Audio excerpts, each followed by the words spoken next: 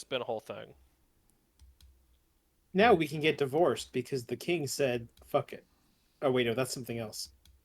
Well, that's Anglicanism. But Oh Anglicanism is man, just look at this Catholicism, wallpaper. It's Catholicism, except the This king is can get divorced. haunted. Yes. If the clock is wound well, I'll make my it new still religion where I can stops. divorce you. Now fuck off. Count it as a bad Blessed be the harvest. Okay. Christopher Lee, I trust you. Imagine someone hating you so much that they create a whole new religion just to divorce you.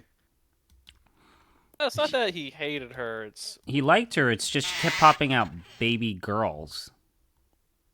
and he really wanted a son, so he wanted to try again. Point. And again. Yeah, ghost. And again. You should have just done like the Catholic thing, except now you're allowed to marry more than one person. That way he could have tried multiple things at the same time. You know, increases drop rate by 2. Or just, adopt a bastard. He had plenty of bastards. Just adopt one of them. There you go. That's All right. that's how the Normans would have done it. skeptics.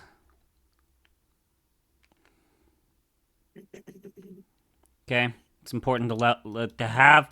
It's important to have a level of skepticism. Okay. Let's talk to the designated skeptic. Is there a plausible, feasible explanation for every haunting? I can't say that every single ghost that's ever happened can be explained away. That's impossible.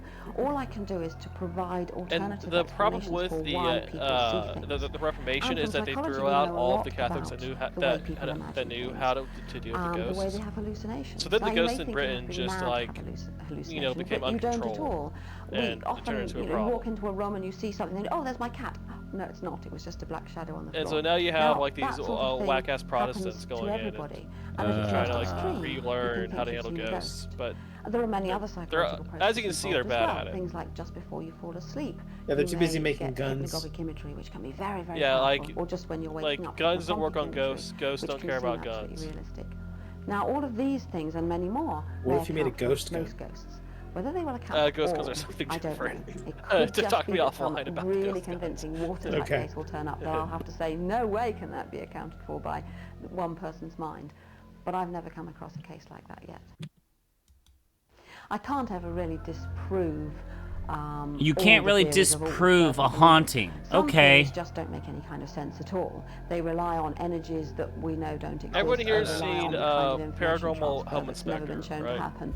So you can say they look pretty unlikely, but you can't absolutely Is that an disprove anime? them. Was it real? No. Others may be Oh plausible god, on the I have surface, to and you I have to can't find say that they- link. that The whole they're series is on completely YouTube. It nonsensical, only ran one season. and yet they don't have much evidence for It's them. incredible. All I can do is keep on looking for evidence and not finding it and say, well, it seems to me less and less likely that those sort of theories are true. I don't think we can ever categorically say, yes, they're proved, or no, they're disproved. Oh, she's taking the agnostic approach. Yes, I've experienced lots of things I can't find a feasible explanation for. The sort of things I'm thinking of are perhaps closest to mystical experiences, out-of-body experiences and things, which, although to some extent we can understand, there's just so much about the mind that we don't understand. So yes, I've had lots of extraordinary experiences. But if you mean something that appears to be paranormal, like a ghost appearing to somebody and conveying some information from someone who's dead, something like that, no, I never have. I've never come across anything that makes me convinced that dead people return to haunt us, or that in any way they communicate with us. Now there I differ from a lot of other people, but I have studied the famous cross correspondences and many of the most famous cases which seem to show evidence of people communicating from the other side, Yeah, so, and none of it seems to me to be so good I'm enough going to share a link convince me in that it's true. voice to text. Everyone needs to watch this if you haven't already People seen describe me as all sorts of horrible things. I think people have very It's strong truly one of the emotional greatest commitments to their reality beliefs, shows ghosts and ever made. psychic Yeah. phenomena of all kinds. Oh, And they find it very this. threatening that I just don't think it's It's very so likely good. that they exist. But I don't think I'm a paranoid disbeliever. I think I love the reasons for my disbelief, I just think about that Nathan or, For or You lack episode. of strong belief at any rate, are years and years of Where investigating he- things, years and years of doing experiments, and the belief I began with has been whittled away by all that experience. In I order to think help I'm a this sort of woman ordinary and her doubter struggling in finding these things to be retailer very business, unlikely. I don't really mind if they the pitch he does is like he hires a definitely grifty paranormal investigator man. A chap got a poltergeist, he said. The wife rang up, very sensible woman. More sensible than him. And she wanted to investigate it and take Okay. tea. and this thing was slashing him, cutting him all over. And things were being thrown around. He gets and I her went to down do there, and this, I didn't believe it over the phone. This chap had got 100% something ghost in the free. order of 200 cuts, rather like Stanley knife cuts.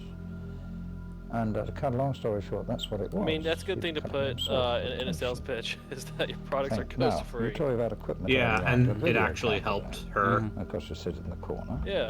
And it records visually. Of course and it would. records sound. And I you can mean, see if what's you going on. had This chap was in the chair, a and he ghost was free saying and that he gets non-ghost pushed, free options, and suddenly would he you pushed pick the himself ghost free back. option? And wife and I, his wife and I, had to go up and pull him up. He was saying, "Get off, get off, get off." But we couldn't John, so see if you haven't anything. seen Paranormal Home And he Inspector, was the pushing first episode himself is in off. Canada. And to So, cut a long story short, wonderful. what this man was doing, Yeah, you'll relate. with a video, you could see all this because he could work it all out. He'd go out somewhere to the laboratory or the kitchen, and he'd come back. 2 minutes later, he'd say, oh, like that. So what's wrong? It's cutting me. He was saying to take his trousers off, and there's 2 cuts, bleeding cuts. Or was open his shirt, and there's 2 bleeding cuts. Anyway, have fun, I'm outside, sure. slashed himself, waited 2 minutes. and This then man went is to talking about how he tried to do Interesting. stigmata and he actually Um, stabbed himself but through the complete hands. And he's like, nonsense. I called your bullshit. It's not real. you see, the I reason mean, why that's not a way to prove. Is you trying to prove it or prove against it? No, he says, I've been tricked. People have tried to trick me before. That's So a he black stabbed mamba. himself in the hand? No, he didn't do it. He said that someone tried to trick him to make him look like a fool. Anyway, you know that ghosts aren't real because none of these people have ever talked about fucking a ghost. Well, that's Ghostbusters. Yeah, Or the that- movie yeah. Ghost. Or the movie Ghost. Yeah, when's a ghost gonna suck my dick? After cashing He's up gotta on believe. the Are evening you weak shift, to lightning? I put the Shit, float do I need to clip in that? its I tray was gonna go to in the bed, but do I filing need to clip cabinet, that? You might got wanna the clip filing that. cabinet and left the restaurant. Coming back the following morning, went to take the cash tray out of the filing cabinet. You're gonna and put that in money out of had been context removed quotes from too? the filing cabinet and placed in little Like piles honestly, if underneath they're gonna the be tray. ghosts, when my dick's getting A sucked. couple of other instances that have happened in the restaurant, not directly affecting me, were we had builders in the restaurant earlier in the year, and they let themselves in the back door, and posts that arrived that morning had been neatly stacked halfway up the stairs. Yeah. As the post arrives at 7 in the Yeah. morning and the night shift finishes at 1 o'clock in the morning. Hey guys, there's no I don't explanation think why that ghosts happened. are real. Also with the builders, they What? had I an don't- I Alsatian don't- dog. I don't know which if used to Christopher accompany them Lee's convinced while- me. when they were doing their work. I think that ghosts And are they still were not doing real. some work in the bar upstairs in the restaurant, and the dog refused. The dog was taken up to the Madness. restaurant, up to the bar, and it refused to stay in there. It whimpered a lot, and ran downstairs and would not go anywhere near the bar. Okay. Anything with Stonehenge? Anything special with Stonehenge? No. Nope. Doesn't look like it. Anything else here? Nope, it's still just the ghost there, huh? Gonna check that out. So there's 0 puzzles in this. That's what I'm figuring No, out. I'm getting puzzles. No, there's not been a single puzzle. Stop lying to me. If this was like the quest for the worst adventure game puzzle, you would have failed because there's not a single puzzle in this. Have you checked your reflection recently? Have you checked your... Oh God! Now we're gonna see the ghost hunters do their ghost hunting shit. Okay, is there a video with the gun guy? Okay. Yep. There's the gun guy. Ah, fuck. Where's Borgmaster? There's the gun guy. Oh. Okay, he's got the gun. Take a photo of that, please. That's so fucking stupid. They even did the effect. Look at, he's got his ghost gun. He's also got his... Call sweater. Robin now. Look at that sweater. Look at that fucking sweater he's got. Mm-hmm. Well, originally I was actually talking at adult education lectures on the subject of parapsychology. My background's in psychology, but para is a Greek word for outside. They're gonna ask them about the fucking movie. Telepathy, things like that, poltergeist effects. And Hey, how are you not gonna get sued? That, somebody rang me up saying they thought they had a ghost or a poltergeist, and everybody wanted to come and see. And from that small beginning, a group of us remained, and we became the Ghostbusters. You see. Well, see, he did get sued, but unfortunately, he got sued by Filmation. In a way, we they rather lost similar. the lawsuit. We didn't set out to be similar, or even we didn't call ourselves Ghostbusters. You know, that was a media name, which we think is good fun. Why shouldn't you have fun? How do we differ? I don't think we differ a lot. We try and find. We don't differ all that much from the Ghostbusters in the movie, huh? That's a great way to build credibility, dude. We don't charge for the investigation per se. He's like, I got my dick sucked by a ghost once. Yeah. Well, we've It had was a lot hot. of interesting cases. And we've had a nerve-wracking case. We were looking for sort of vampires, you know, something like at Highgate Cemetery in London. But the most interesting one wait, was you were there was a case investigating of for Winterview Fields vampires? Hotel Wait, where a wait, you picture think on the wall vampires are real was too? found on the floor. Yeah, man, Why Richard not? Belmont. And the extraordinary thing is, we have photos. I mean, Christopher Lee's in this game. Wait, A what? real-life vampire. Wait, Exactly what? the same as a girl who was a secretary and a receptionist in the hotel, whose desk was near the picture. And she looked almost exactly the same as the girl in the picture. How about that? And every morning it was on the floor. She wasn't very comfortable about that. And in that hotel, Have you ever seen Christopher Lee and this man in the same room? Of course not, because then Christopher Lee would be dead. Had been taken out in the middle of the night when he went Get to the shot by the bathroom. ghost gun. He was en suite in no. his room. When he came back to his bedroom, the bedside lamp was on the end of his bed, unplugged from the wall, the plug being behind the bed head. How about that? Wait, absolutely genuine. your evidence is the fact that you went into a room and the light had been unplugged?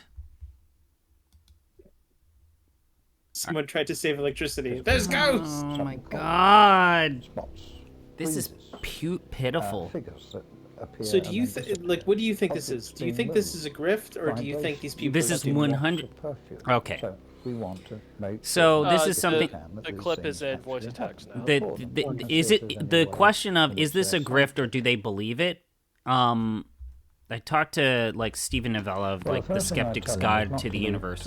Most of them do believe it, but it's like there's a portion that are absolutely doing it as a grift. Like they're preying on people who believe on ghosts, like buy my stuff, dude, get rid of the ghosts. That absolutely, but I'm saying like these people. These people, oftentimes the actual investigators, they're absolutely like true believers. They believe in this shit. Try first of all to find some rational explanation. The ones that don't and are absolutely doing a grift are the people who sell services. Like I'll get rid of the ghost or like the Ghostbusters UK guy. Maybe. You may be thinking that it's paranormal and it isn't. The people who are like sometimes a grift, but there are people who believe in it, are the psychic detectives who offer to like consult on investigations and stuff, but their lives. Listen. Yeah. Those people are just cold reading. Like that's the not so secret. I mean, those people like actively angry. If you are from the dead, would you please go back from where you came? You don't belong here. Like You're upsetting our life. I don't know. Clearly, they want to get hold of someone Those people who piss me knows off. the subject reasonably well. So and go, I can can contact reassure your dead them husband. and You could speak maybe to him one last get rid time. of Why it. don't you fuck Sure, off, a stupid client piece of like shit? this. Well, that's They're exactly Harry electrical Houdini's reaction, and that's why he spent the rest of his life trying to disprove bullshit. But generally, not to believe all the silly stories that they've read, because the real thing isn't like the fiction at all. And the fiction isn't Yeah, like the like selling horse dewormer for medicine, or like colloidal silver. Like I said, there were scams, though. The ghost dewormer. What do ghosts look like? Okay, let's start with the skeptic. Listen, you don't want your ghosts when your ghosts show up. Do you want them to be full of worms? Absolutely not ghost worms. Absolutely not. That's like the worst. And often hooded I'm or sorry veiled I in some said way. ghosty And I think this is wormer. what you'd expect if ghosts I'm are not. coming It's from been people's a own minds, really and it's a sort of long, mentally projected out into the real couple world. of There's a weeks clash for between me. seeing what's there and mixing Can you it up click, with your own click, visual hit the click, exactly click. what you'd expect. Do, It's kind give of me the transparency. sound audio The clip. feet are tricky because you've actually got to connect them to the floor, so it's easier if you're the clip. if I your mean, brain's the clip is there constructing a mental image for to you move out the in feet the and have voice it to sort of text. go Click from. it And of once. course, if you Come on, haven't give got it to much me. information, it's just a vague shape. He It didn't will make look it in kind the of pretty and soundboard. limp like Oh, it you is want the you grey want the ladies and soundboard? I want it Oh, on the well, the then. soundboard. I think it just Oh, reflects you want it on the experimental soundboard? logic. Well, shit. Okay. Most ghosts look absolutely Not normal. ghosty You warmer. It's can't the other thing. distinguish them from ordinary people very often. They may be transparent. It's the other thing, Harley. It came about Damn, because what's some so ghosts wrong with are Ghosty seen Warmer as on just the luminous blobs. soundboard? And Because sometimes I didn't maybe clip you it. will I see a couple of clipped the holes. other There's a thing. famous photograph of a ghost No, which has a couple ghosty of warmer will be sort a of running eye holes gag in the sheet. when I'm around. So Yeah. there's a little bit of evidence that sometimes they might indeed appear like that. Like But I if can you tell ever that make a most video ghosts are game, indistinguishable like one of by the people, items and will be indeed, horse unless your dewormer. attention is drawn to the Ghost fact, you dewormer. often don't realise. Yes, horse that you've seen dewormer. Ghost dewormer. Motherfucker. Get it right. Yeah. Okay, so now we know what ghosts look like.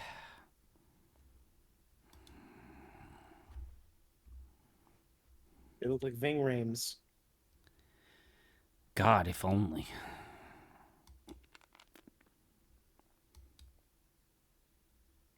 I think we're done with this room. Yeah, I did all this.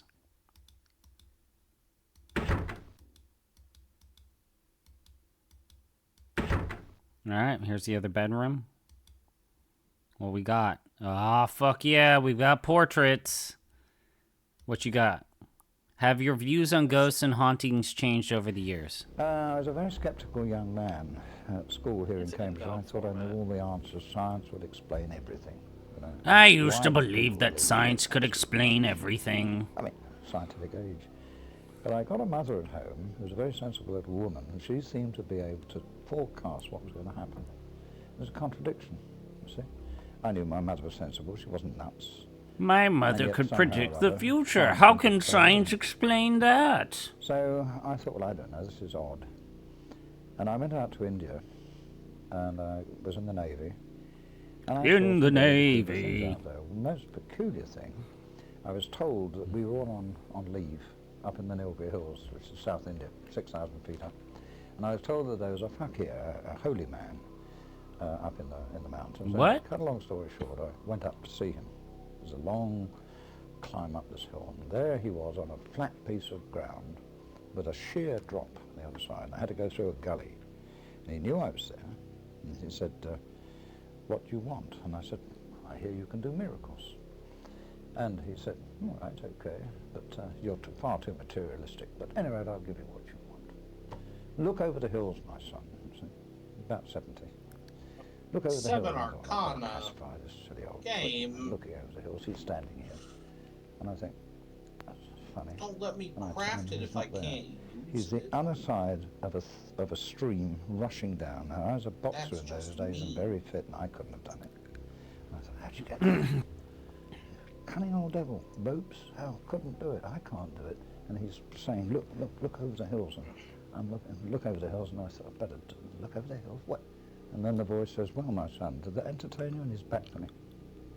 It shook me rigid. I was very arrogant to start with.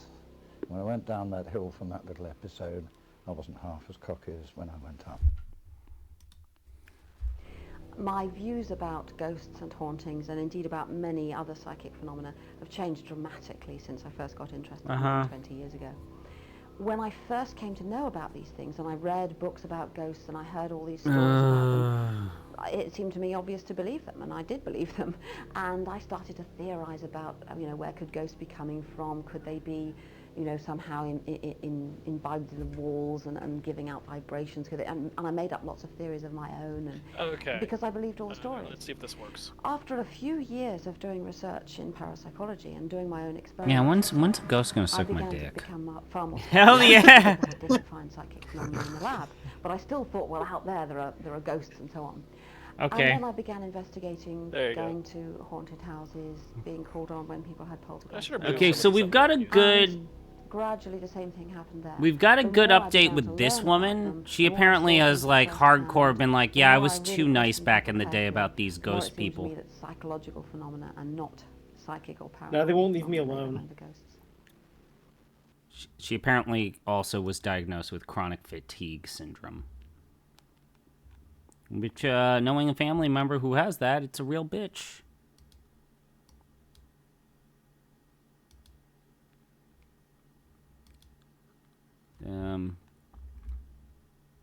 Wait, there's got to be more to it than these portraits, right? Oh, is there a book there? Yeah, there's a book here. Spirit photo. A photograph All right, take taken. care. Oh, spirit photos. Bakerloo Seriously? line, in the tunnel. It's double And we think it took exposure. place- All it the is actual double photograph took place exposure. Somewhere around under Madden to Swords, because the Bakerloo line runs under there.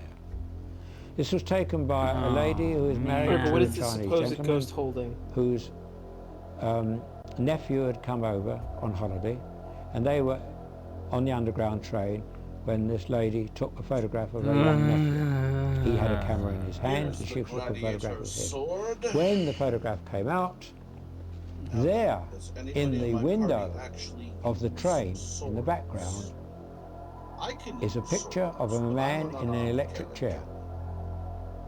Now that picture, we found out, was an exact duplicate of the figure in the Chamber of Horrors in Madden to Swords, and he was the. You remember that? If you may not remember, but before the war in the 1930s, the aviator Lindbergh, his child was kidnapped and killed, and that was the man who they said did it, and he was executed for his trouble. Mm-hmm. That's a ghost. The only difference between that and the model in the Madden to Swords. Oh, also apparently this skeptic lady debated Jordan Very Peterson closely by experts. Oh, good.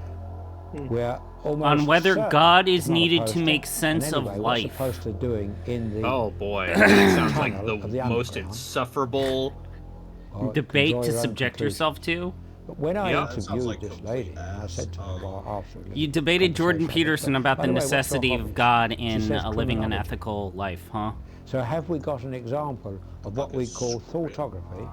Like, we know this is literally possible rip my because we've had balls examples off of my it, body, of people transferring their no thoughts anesthesia, onto and then film. salt the wound. And I would rather have that be done to me than fucking debate Two pictures here. Jordan Peterson. One literally is double taken by a exposure. It's grandmother literally of double exposure. a small I zoo can she even had see in this. Halifax, I'm not a in the photo Liberal expert. Club That's there. literally double exposure. I believe it was a birthday party for her grandson.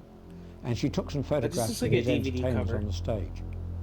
Now, most of the photographs on there are perfectly normal. Like a bad DVD But cover. in between but, these normal you know. photographs is a photograph of, up here, behind one of the entertainers, a picture of her How much mother more of this do you think there is? and her stepfather, Like 10 minutes who've of been it. dead Of for just 5 photos. years. Of bad photos.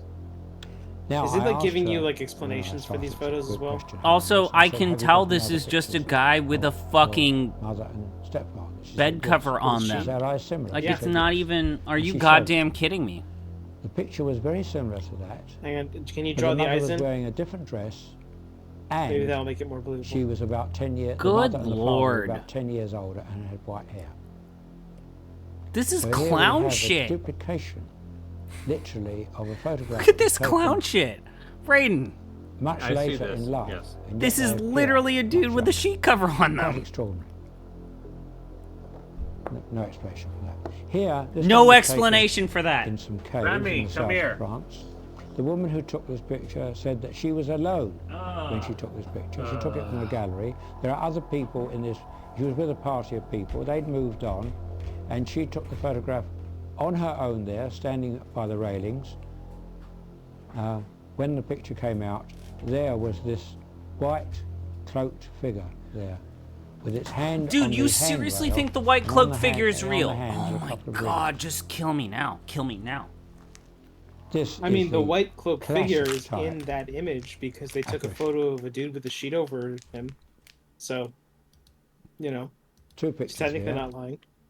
Two pictures here. Okay.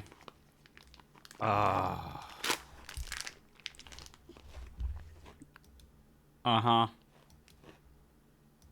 This was taken by an elderly lady in a private wood in Oxford. Now this So where are the ghosts in this photo? is another one of those strange and very telling photographs. She took a picture of her son, or was it a son or was it a nephew? I'm sorry, I can't at the moment. I just can't remember. You don't she took a remember if it's photograph his of a son or gentleman nephew? with his girlfriend in the woods. Nobody else in the woods, just herself. Private woods, again. She took the first photograph, together like that. Then she took another photograph of the couple apart. Now in this one where the couple are apart is a figure moving through the girl. What? Here you see the skirt with the foot, the bottom. You think this is a figure going through her? And the blouse and the top of the figure is actually moving through the girl. That's literally just her blue lady jeans concerned who took the photograph being thinks reflected that because it was a cameras recently were deceased shitty back member in the of her day. family. They think this blue part right here is a ghost going through her. What? That's just how old school This cameras was taken worked. by... Oh my. This isn't a very high resolution photo either. Which is funny because, you know, film cameras could definitely get you a high resolution photo, but I guess they scanned Double it exposure at again. a very low resolution. This was taken by a man in Covent Garden, taken... Yeah, sometimes a when picture people of were his moving, child here, the frame rate wasn't and good, his so wife people's and the body parts young would get child cut in out. the pram at the background. Here, going across in front, you see a figure moving in a very, very hear me out. unusual manner, leaning forward. They without only any got legs. one leg, and the other leg is behind that post. And they're mother actually says falling. that she It's just doesn't in the remember process of anybody falling. going across in front of her. That headcanon But is even so if much somebody funnier did go to across, me. it's very unlikely they would have gone Just a across person falling in down. that angle, which is quite artificial and without any legs. And there is a blow-up of that picture, the central part of it.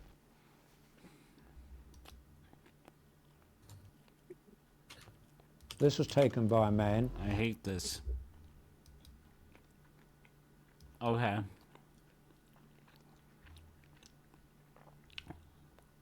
Oh man.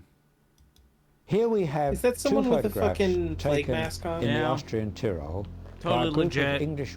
They said it wasn't there. On holiday for a week. At the end of their holiday, they decided to have a bit of a do in the evening, and they were all sitting around a table we having photoshopped drinks, Nan into watching the, the floor show. the photos so when that it she was could be when the here. floor show was finished, Mr. Todd, the man who took the photograph, he is, by the way, a garage man by profession.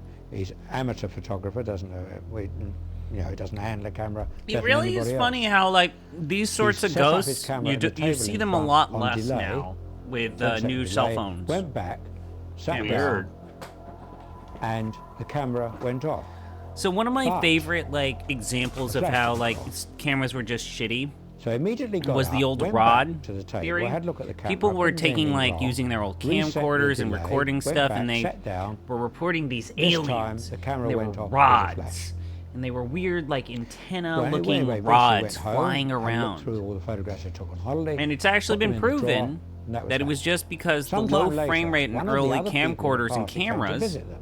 that He said, did "Oh, by the way, video can I have a look at our, were detecting photographs bugs we and took on holiday?" moths as these Fine, weird okay. So he took them out the drawer and gave them to her. stems. And she's And so looking for the through these longest time, these fuckers Suddenly she stops thought there and were says, aliens and "Who's that?" ghosts and orbs, and it was just bad Let's have a look cameras. to see who that is.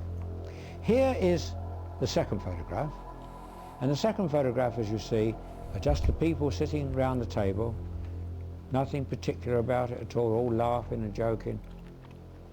The first photograph, which appears without the flash, is something quite different. Because right in the middle of the tables, with the people So surrounding what you're saying them is at the don't back, be poor. is another figure sitting there.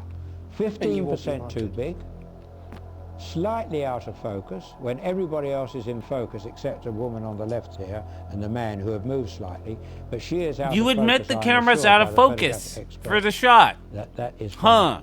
from, I wonder. because it's blurred, not because she moved. Say she's 15% too big. She can be seen quite clearly through the beer glasses on the table, and she is quite solid. Who is she? Nobody knows. Nobody knows where she came from, where she went to. But in that fraction of a second that camera was exposed, or perhaps it may be in 2 or 3 seconds, because if the flash didn't go off, then the camera would take a longer exposure. would compensate. So for the couple of seconds that that camera was exposed, she appeared in the film and then disappeared. Nobody saw her, nobody was aware of her. I have affidavits from all these people. I went to see all these people. I questioned them, and I gave them a questionnaire, in fact, which they filled out. Everybody I'm sure was telling the truth. I didn't interview 3 people because I didn't know who these 3 people were, and the rest didn't know who they were. Otherwise, it's a straightforward photograph taken by a straightforward person in a perfectly ordinary situation. And yet here we have another person appearing at a table. And I say, without any doubt whatsoever, They better not be that taking is like the spaceman photo. An apparition.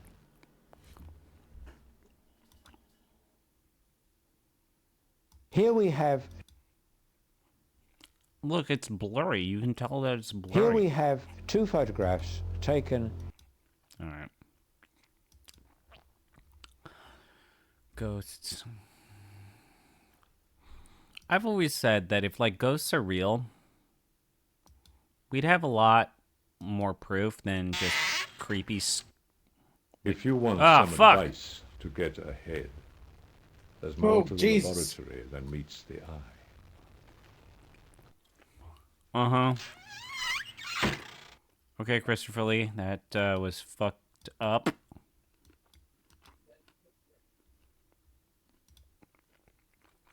You didn't like Christopher Lee that's showing up headless?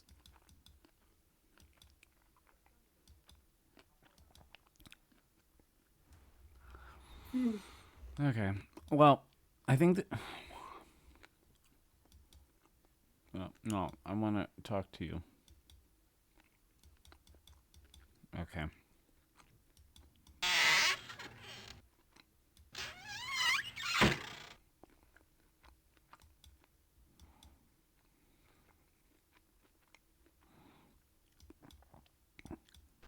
If you cross the North Downs in the county of Surrey, just east of Guildford, you will come to the tiny hamlet of Shear. Continue south for another mile, and you will enter Hurt Wood, an ancient and lush forest on the edge of the Downs. Beneath its heavy canopy of oak and ash, deep in its wooded folds, a clear and tranquil pool will present itself. See, these parts are the best part, where it's just Christopher Lee like, I'm in front of a poorly chroma keyed green screen, and I want to talk to you about ghosts and shit. A violent and brooding The ghosts. Okay. Oh, wait, shit. If you cross the North Downs in the county of Surrey, just east of Guildford, you will come to I broke tiny the hamlet cutscene, of so now we have to Shear. restart. Continue south for another mile, and you will enter Hurt Wood, an ancient and lush forest on the edge of the Downs. Beneath its heavy canopy of oak and ash, deep in its wooded folds, a clear and tranquil pool will present itself, its banks lined with willow, its rim turning to moss. This is the silent pool of legend, whose lower depths hold a violent and brooding secret. In Saxon times, the silent pool was a godsend for weary travellers who chanced upon it when losing their way in the forest. For Emma and Philip, who lived and worked in the woods, it was far more. It was their secret place where they could forget the long labours of the day and bathe in the pool's placid waters. The daughter and son of Benjamin, the local woodsman, the pair were inseparable, and they had taken over many of the daily chores after the recent death of their mother. Emma, the eldest, was a striking beauty who reminded Benjamin so much of his dear wife. Are we going to do some Romeo and Juliet She would shit? soon marry and raise a family of her own. Philip was a lad of strong heart and limb and devoted to his sister. The household was beginning to recover from the grief that had stricken it earlier that year, when the appearance of a dark stranger changed their lives forever. On an uncommonly hot day in autumn, a finely attired nobleman hopelessly lost and in need of a drink to slake his powerful thirst, stumbled upon the woodcutter's hut. Unprepared for such a visitor, but knowing the dangerous caprice of such men, Benjamin reluctantly entertained him, sharing what little refreshment he had with his taciturn guest. While Philip attended the patrician's steed, Emma served their uninvited caller the last of their water, and then eagerly took her leave to fetch more from her secret refuge. On arriving at the pool, flushed and breathless, Emma felt no compunction to hurry back, but instead disrobed and entered the water's cool, inviting embrace. Can I get some titty? So enchanted was she by the serene beauty of her surrounds that she failed to hear a horse approach. Can I get some titty? It was too late. The rider burst from the woods and reined in his show me steed some at the titty. water's edge, near Emma's discarded clothes, uttering not a word. You do remember your It was her screaming, father's right? mysterious guest. And now she turned abruptly from him, clasping her hands around her naked frame. She pleaded with him for her garments, but the man made no move or sound, merely staring at her with an intensity that terrified him. And then, without warning, he spurred his mount into the pool towards her. Emma's pulse quickened, and she struggled further into the silent waters, though she could not swim. The stranger ignored her entreaties and drove his horse forward. Emma now feared for her life as much as her virtue, and so she waded even further into the pool, the waters growing darker and colder with every step, until her toes could no longer feel the bottom, and still the horseman advanced. Sobbing convulsively and now feeling a numbness creep up her flailing legs, Emma screamed as loud as her tightening lungs would allow, instinctively reaching out to the mysterious intruder. The rider merely removed a glove and flung it with casual disdain in the direction of the drowning girl's outstretched hands. Emma let out one more frantic yell before her mouth filled with water. Deep in the woods, Philip heard his sister's scream and rushed as fast as his limbs could carry him in the direction of the cry. When he reached the pool, Philip could at first see only the stranger on his steed a short way out from the bank. But then he caught sight of Emma thrashing wildly in the deepest part of the pool. Wading in without a second thought, Philip reached his sister, whose energy had been all but sapped by the icy waters which now enveloped them both. Yet he could not keep her head above water, and his own strength began to fail him. In one last desperate lunge, he tried to push his sister towards the bank, but he fell back under the effort, and the pool's inky depths dragged them down slowly and inexorably. They never surfaced again. The stranger scratched his beard idly, turned his horse, and rode off into the forest. Behind him, the waters of the pool stilled over like a glassy sheet, leaving no trace of the tragedy that took place barely moments ago. When his children did not return home that evening, Benjamin desperately searched for them in all the places he knew they liked to dally, and in time came upon the silent pool, but he could see nothing there, and returned home distraught and tired. He would redouble his efforts tomorrow. And so the woodsman continued his search, time and again returning to the pool, until, on one occasion, something caused him to linger by the bank. The noonday sun was just clearing the tops of the trees overhead, its rays playing across the becalmed surface of the pool, when Benjamin was momentarily blinded by the glint of something bright on the far bank. He hurried around to the other side, but when he got there, what he saw broke his heart, and he wept like a child. There before him, bobbing near the water's edge, were the pale, bloated bodies of his children, still bonded together after death. He waded in and began to pull them back out when he noticed, locked in Emma's frozen grip, a silver gauntlet, which had to be prized from her fingers for him to look at it more closely. Standing waist deep in the accursed pool with the bodies of his dead children floating beside him, Benjamin examined the crest on the glove, and his body shook with helpless rage. For the owner of the glove was not only the self-same lord to whom he gave succor some days before, but also none other than Prince John, Regent of England. His evil was beyond punishment by any other than God, the same God who had now taken his whole family from him. Do not tarry long at the edge of the silent pool, for you might witness the spirit of the drowning maiden rising from her watery grave, a chilling scream on her lips. There she will stare you dead in the eye, and in a heartbeat. Some of these stories are just like fucking ghost stories, like campfire stories. They're not like fucking rooted in reality. Oh, do I get to play the game again? I don't know. Are you This actually isn't a game. Playing Shut this up. game? This or is a game. I'm interacting with things. I have to click to Mhm. get the story. That's video gaming. Mm. Look at you two being gatekeepers.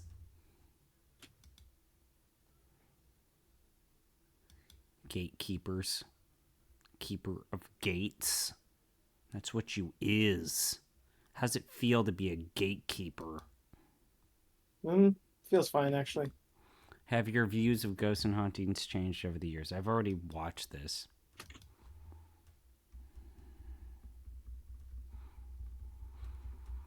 Can we go through the door? Let's go through the door. Alright.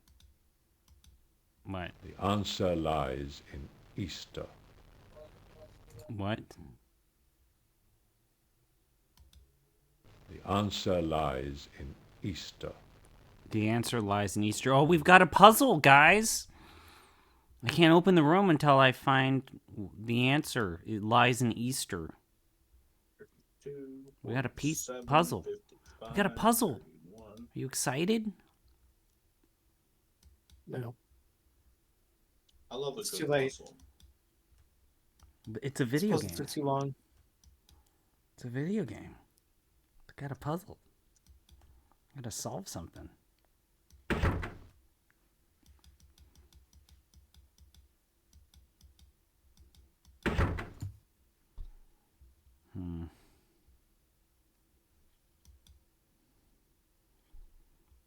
Also, what?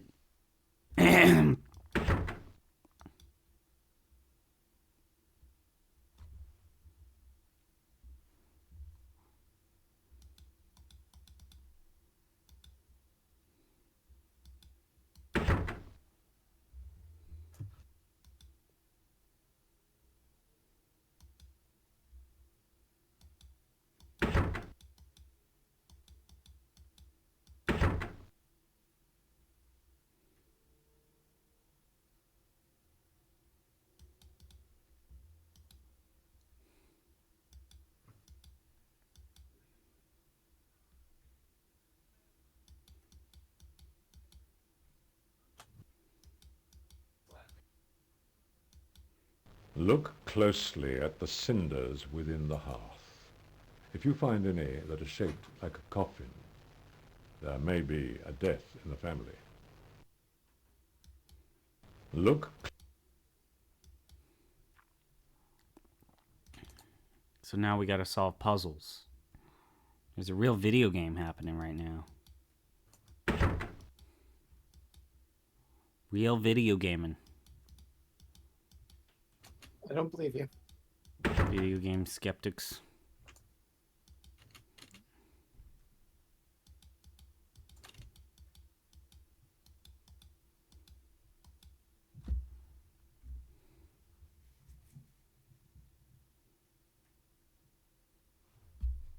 Wait, this is the room we were in last time.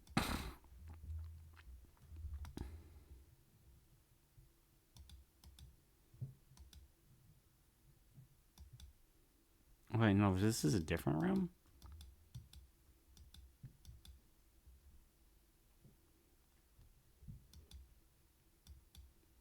Oh, God, look at this font. Ghosts and technology. Mm-hmm.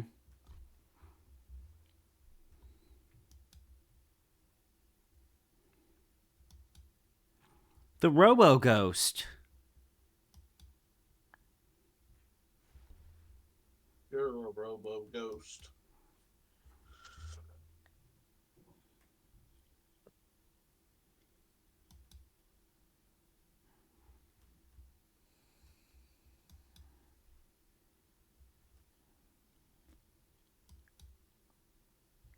All right, so Harley, I think, and Jatsu both missed the ghost gun. No, I saw the ghost gun. You saw the ghost gun? Okay, Jatsu. I saw the ghost gun. I also saw the ghost gun. I just didn't type anything because I wasn't really near my computer. All right, then I won't repeat the ghost gun. It truly is magical, though. All right. Yeah, the magical ghost gun. All right. It's just... Look at the ghost gun, man. Look at this. Like, what the fuck, dude? What's funny is they rendered it in 3D. Yeah, it is.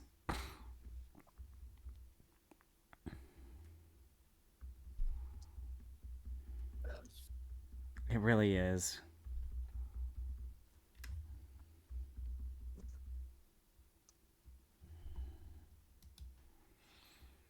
All right, I think that the thing that I messed up last time was the projector.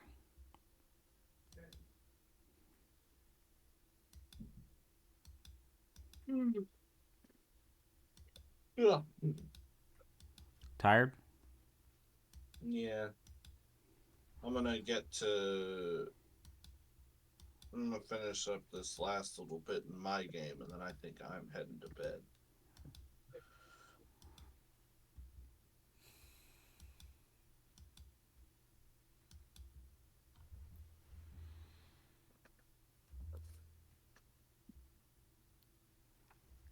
Mm-hmm.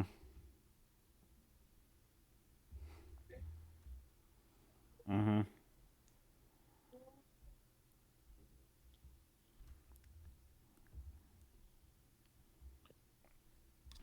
What is this? That's just a dude wearing a cloak. Why would you include this? They had the assets, so just put it in there. It's fine.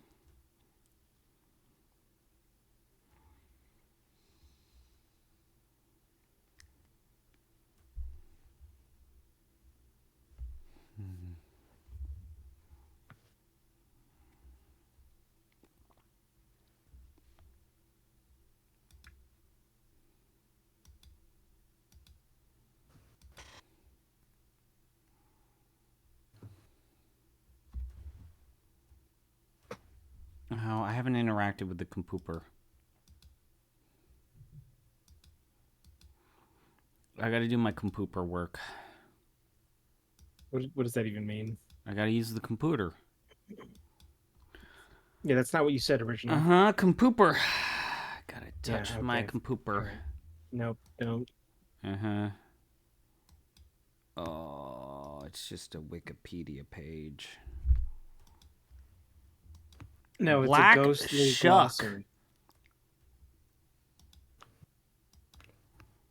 How many words are there?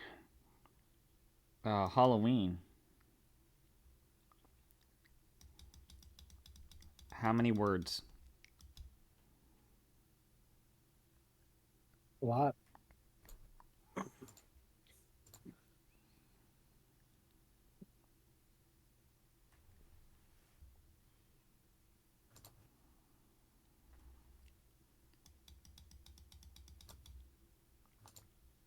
Phantasmagoria? Finally. Oh, it's a machine designed by E.G. Robertson.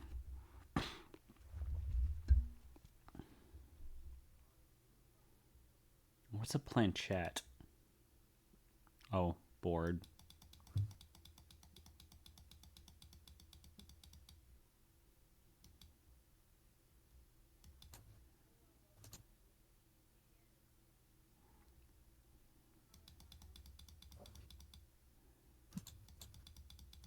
Wait, did that say James Randi? James Randi is in this game. Oh boy.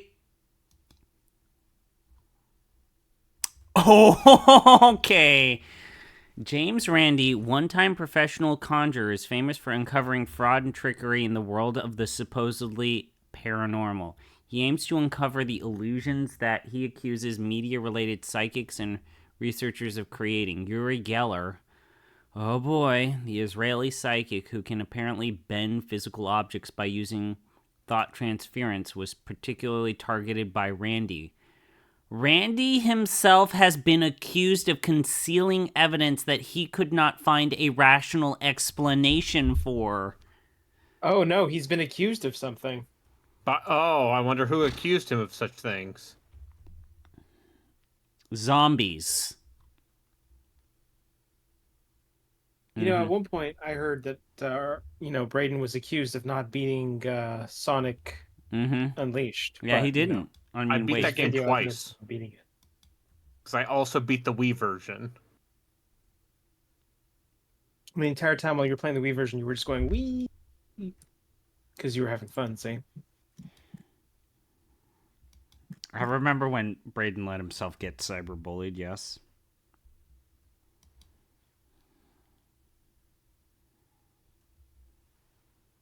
I think this game is actually making my brain hurt. Is this a bad thing? Yes. Is this morally reprehensible? I don't know about morally reprehensible. It is really fucking stupid, though. Listen, it's not teaching people to,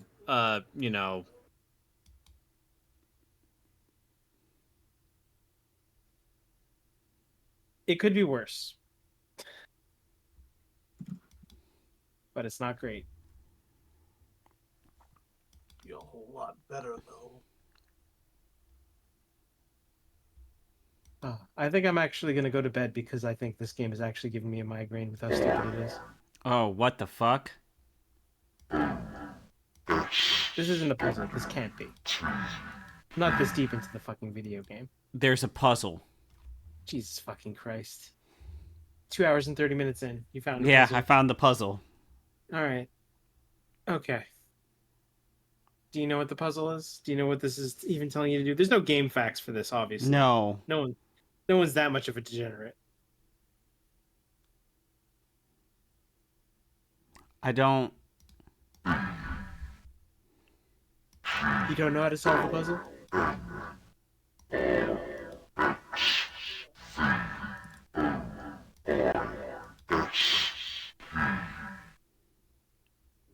Do you have regrets? Okay, wait. A, B, C, D. Wait, is this just the fucking alphabet? E.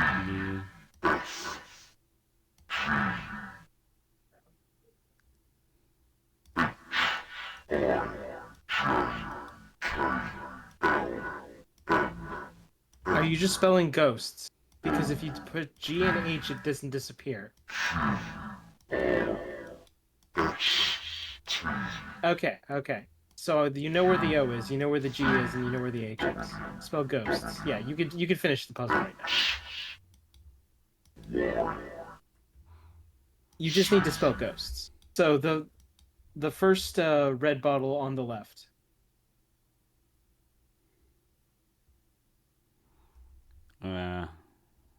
So the second bottle down. D, E, F, G.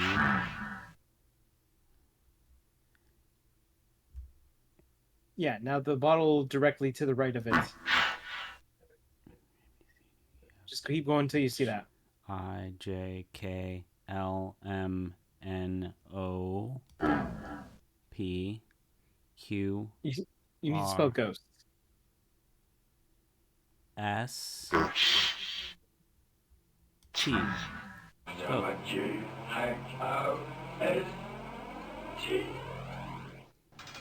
There you go. You solved the puzzle. This puzzle is Ghost.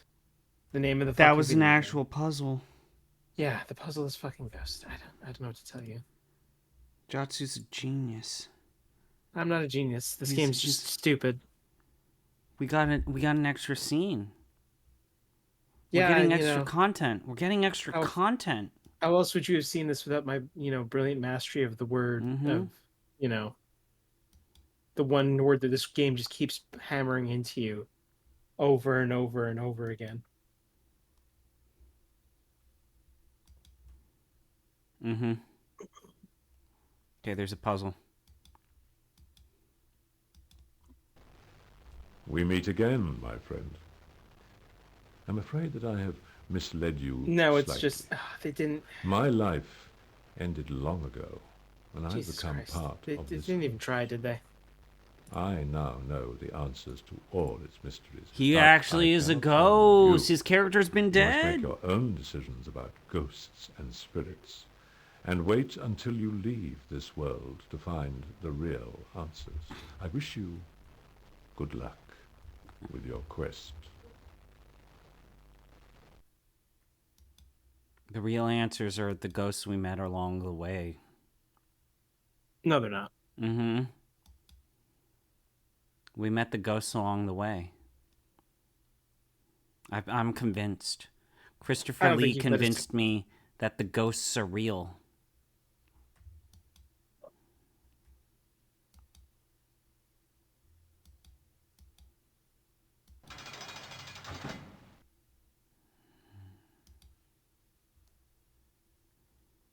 So, ghosts, man. I feel like we need... we've all come together to really appreciate the educational content value of this thing. Oh, wait. Wasn't there a puzzle that said Easter? I don't know, man. You're... Wow. See, in Easter Island had the Easter key for the Easter puzzle. This game's actually making my head hurt, so I apologize for being a little testy, but I actually have a migraine right now. Yeah, you I should don't get think this that game medicated. actually caused it, but it might have. I think I'm seeing the light now. There's ghosts. Facts and logic can't explain everything, Jatsu. They can't explain everything, Brayden.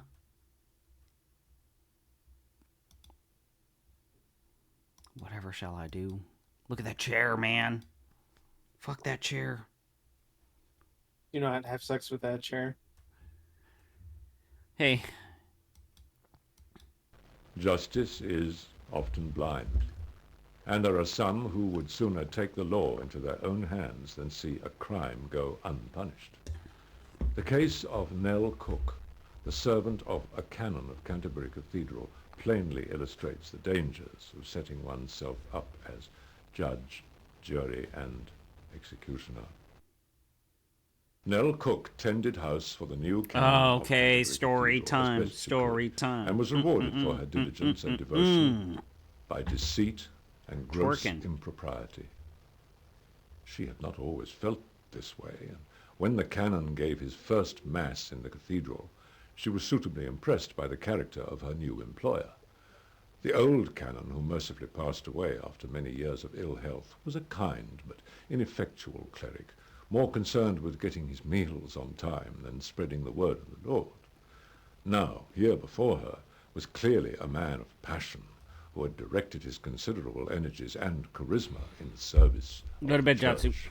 And yet, there was something about the new canon, like the way he would never lie in the eye before he went to visit parishioners who would sought advice in I appreciate the I'm technically reenactment. still awake, or but his yeah, I often think extreme Take moodiness care. and irritability after returning from some of these calls. Nell put this down to his youth and passionate temperament, but she would soon find out. You know what, Brayden, you're right. I can't just explain everything through facts and logic. The canon was a man who kept odd hours, and it was difficult for Nell I've seen to the wrongs arrange of my meals way. at set Will you ever times. forgive me? One evening, after watching the stew she had laid over all afternoon grow cold on the dresser, she decided to wait for him to come home so that she could broach the matter forthwith.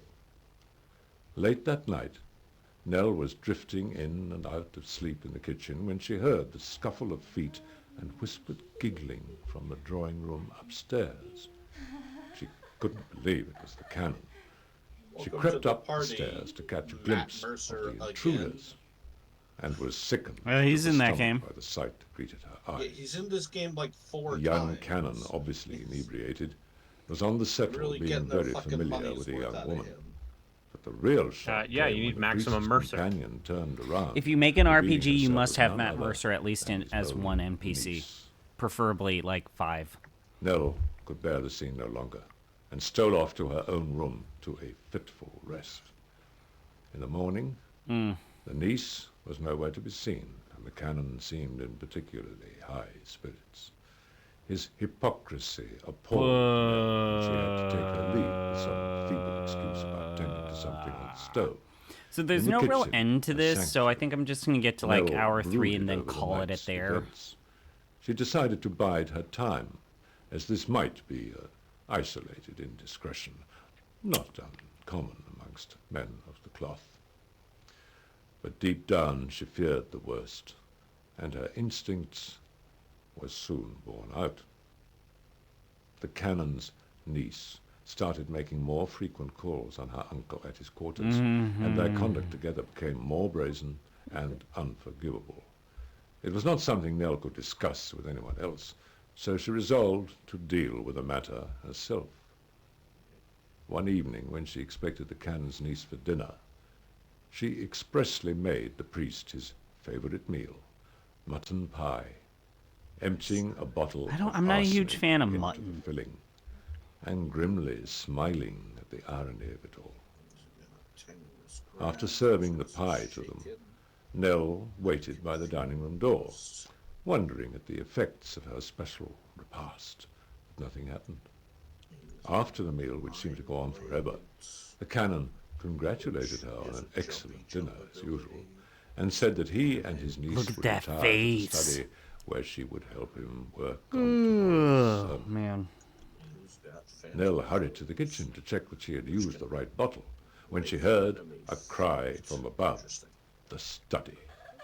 The poison must be doing its mischief, and so Nell took her time responding to the desperate pleas for help. When she reached the room, she found the Canon and his niece This is writhing good. on the floor in agony, foam the color of sage forming around their mouths, and their eyes wide with terror and supplication. But Nell simply watched them with a curious detachment, as if none of this was really happening, bade them good night, and retired to bed. Yet her awakening was violent, wresting her from a deep slumber. Upon opening her eyes, she saw a crowd of people in her room, all speaking in agitated tones, and the most vehement amongst them was the man now shaking her roughly by the shoulders. Still drowsy, Nell could not fathom what her assailant was babbling, but when he mentioned the poison, the hairs rose on the back of her neck, and she recalled her actions of the previous night. It all seemed like a dream. Now, fully roused, she attempted to explain, to defend herself, but those gathered in her room were well past listening and only sought vengeance for the slaying of their priest. Nell was dragged from bed and into the streets, where the people who had once been her friends and neighbors turned on her with a viciousness that was breathtaking. Stones caught her in the head and chest, forcing her to her knees, blood pouring freely from a gash on her cheek, and still it rained stones, pounding her into the ground, her arms uselessly hanging by her sides, and then succumbed to the darkness. If only that were the end of it. On regaining consciousness, Nell found herself at the bottom of a deep pit, looking up at her tormentors, some of whom had shovels in their hands. She desperately tried to raise herself, railing against her attackers and accusing the priest of terrible sins, but their response to this blasphemy was a clump of earth that hit her hard in the face, filling her mouth and choking off her appeal. And then the next mound of dirt landed on her, and the next, until her body was covered by damp, cool soil. The last thing she saw through the clod of mud clinging to her cheeks was the poison bottle being thrown into the grave with her. And then the darkness truly closed in. Forever. Spoopy. The passage between the old infirmary cloister and the Green Court in Canterbury Cathedral is known as the Dark Entry, and Nell Cook's spirit is said to wander through this foreboding corridor, lamenting the injustice of her fate. It is also said that any who look upon the wretched apparition will soon taste death themselves. Why is Christopher Lee's audio so crackly? Everyone else's audio is at least okay. If you have ever broken a glass whilst drinking, you will have experienced an omen of death. Mm-hmm. If you was able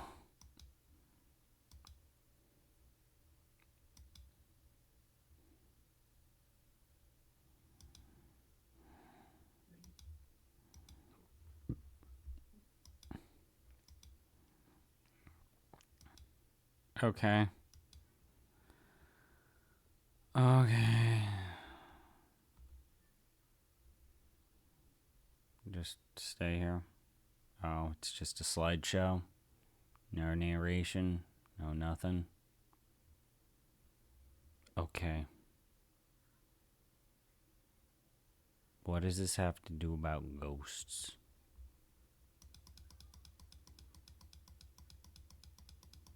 I know. I'm good.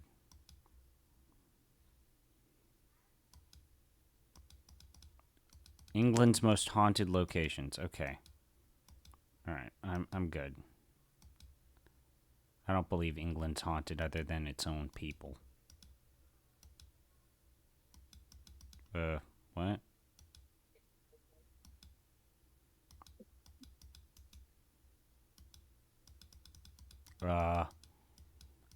Oh.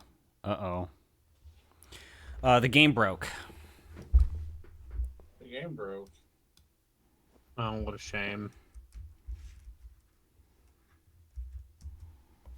I'm stuck. What about the game? I can't. Okay, so can I load? No. Load position. I said load position 2. Oh, God. Welcome to Hobbs Manor. Well, the game Please broke. excuse me for calling you out at And such a I late think hour. I'm good. I trust. Actually, you know what? One thing.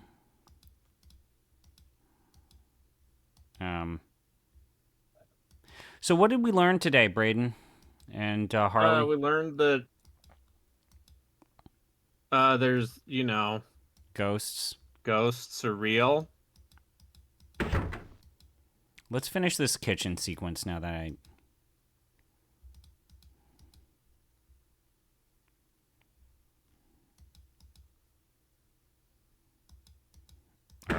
we had this room here, huh?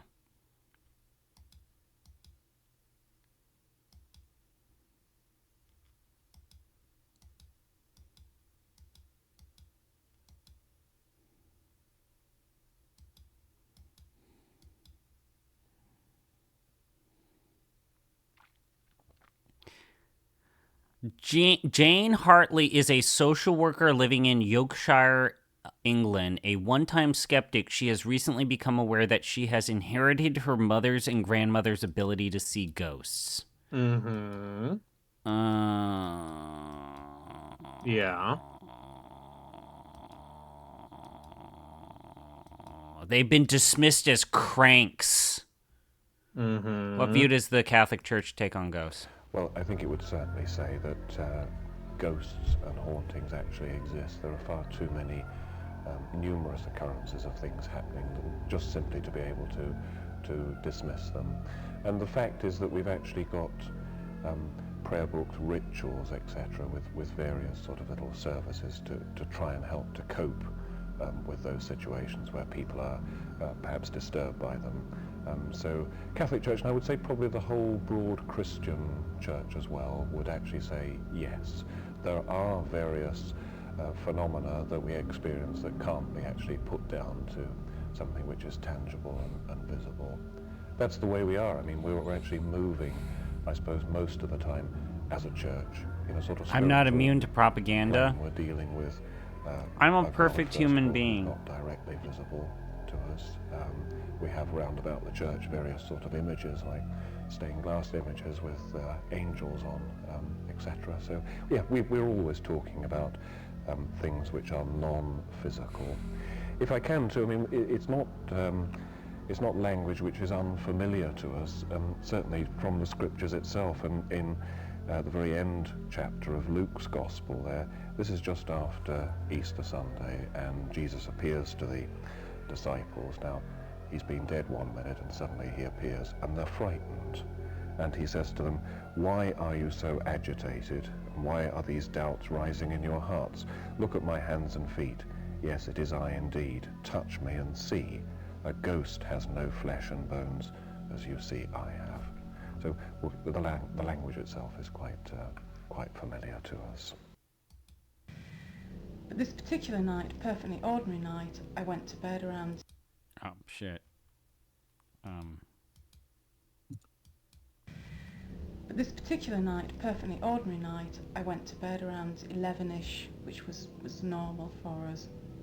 Went into the room, went to sleep, you know, perfect, nothing odd about the night. The room was dark because it was quite high up, so the street lighting didn't shine a bright light in there, but you could distinguish the shapes of all the furniture, and colours were in terms of shades of grey and black. You couldn't have picked out colours in the light. Anyway, I'd gone to sleep, and I don't know how long I'd been asleep or quite when I woke up. It was still dark, and I woke up and I sort of just laid there and I thought, oh God, what's wrong with me? I felt really ill. I felt sort of slightly sick, slightly feverish, just very, very odd. And I sort of laid there feeling... So, do you think that this was meant... Oh God, I'm really ill, there's something really wrong. They made this just for kids, right? Like, kids that just want spooky stuff? Or do you think they made this for, like, true believers? I had my eyes open, and there was a figure of a woman... I think they made this for kids. Maybe 2-3 feet away like from kids who the want bed. spooky ghost stories. She seemed quite tall, but then I was laid down in the bed and she was stood up. Her silhouette was very simple, sort of shape, long dress, sort of seemed to be quite high-necked. Her face, I could distinguish, was pale. No, this was for bored moms as onboarding to anti-vax. Her head was in my direction, Yeah. and I very much felt that she was looking at me, and I was absolutely petrified. I was really, really scared, and she just didn't move. She just stood there. I mean, I can't remember whether her arms were by her side or in front of her. She was very still, and I didn't even debate in my head, you're not seeing this. I knew I was seeing it, and I was very frightened. And the problem was, I was completely trapped. The bed was in the corner of the room, the door was sort of over here, and she was stood in between. And there's no way I was going to get out of that bed to pass her or even attempt to go around her. I can't express how frightened I was. So I just got my head under the duvet, and I stayed under the duvet, sweated it out, you know, until I thought morning must be here, and I kept sort of peering out, you know, waiting for the light to come. The light came, I got my clothes, and I left that room. The next day, of course, at 9 o'clock in the morning, the co-worker from the other house came round, and it had really shaken me up. You know, I was still sort of feeling strange and very, very depressed. And the feeling from her was one of total desolation. And I just felt so depressed, and I'm not a depressed person at all. And I said to the other co-worker, I'd actually told him I'd had a dream, because I'd decided at this point it must have been a nightmare, a dream. And I told him, and just said, God, I couldn't sleep last night, and this happened. I saw this. I was so scared. And he just looked at me and said, don't say any more. You've got to speak to this guy called Ken. And he wouldn't sort of elaborate. He said, wait till Ken comes in this afternoon, to take over. So I waited. This guy came in, and I said to him, I think I had this really weird dream. Dreamt that I saw a ghost, I think. And he said, oh, what did she look like? And I knew when he said that, what did she look like, that he'd seen it. So I described what I'd seen, and he and the other co-worker was sat there as well, just smiling all the time, and apparently every detail tallied. But this guy, Ken, had seen her much clearer. He'd watched her, he hadn't been as frightened as I was, and he watched her disappear through the wall. And the second time he saw her was in broad daylight. There was a full-length mirror on the wall. He had his foot on a chair, tying his shoelace one morning, looked up to sort of just fluff his hair, and there she was in the reflection of the mirror, and she just disappeared. She melted away, she didn't move away from him. And as I say, every detail tallied, though his description was much clearer because he'd seen her in daytime. And I never slept in that room again. I wouldn't sleep. There was a smaller sort of cupboard, and I slept in that. I wouldn't go in that room again because I was so frightened. She saw a ghost. Oh, fuck. Tony Cornell talks about scientific attitudes towards ghosts. Oh, fuck. And it's no good our friendly scientists saying it's all hallucination. Because it isn't. And I'm inclined to think that when people say it's all hallucination or rubbish, they find the problem too difficult to solve, and that's one of the challenges. Solving it, explaining it. God. It may be that we will never explain it. Perhaps there is another dimension. Perhaps these things are from Perhaps there's another dimension. Maybe they're right about that. Oh my God. I'm not too happy with that one, but if you're an investigator, you've got to balance it. Oh, no. We need balance. We don't need a one-sided... On one occasion we used Oh, Braden, the gun's back. Braden, good. Braden, come back. I love the gun. Okay, Braden, are you here? I'm here, yes. Okay, the gun's on back. On one occasion we used it when there was something really bad. We used it in a deserted church. We fired the beam of light. For those that missed it last time, this man is explaining how he actually hunts ghosts using his ghost gun. Glistening lights, and rushed out of the door and disappeared. Now, we saw it, believe it or believe it not, that doesn't matter to me. Oh, really? I wanted more ghost gun. Fuckers. I wanted more ghost gun.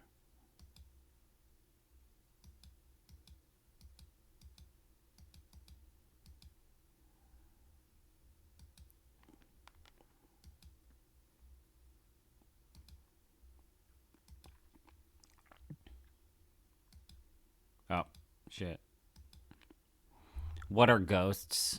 Let's listen to this skip. I think a ghost is something constructed by one's own mind, a mental image, a mental construction that is seen in the context of the ordinary world, an eyes open apparition. She actually did. Yeah, that's good. Mental images That's a against good a blank definition. background. It's harder for most people to have them in front of the filing cabinet, the piano, whatever it is. But I think that's precisely what a ghost is, and that's why they look the way they do. It's a physical explanation of something that we don't understand with the stimuli that we get. I think the simple, almost a dictionary definition of what are ghosts would be something along the lines of a disembodied spirit of somebody who's obviously died. Okay. A spirit. Cool.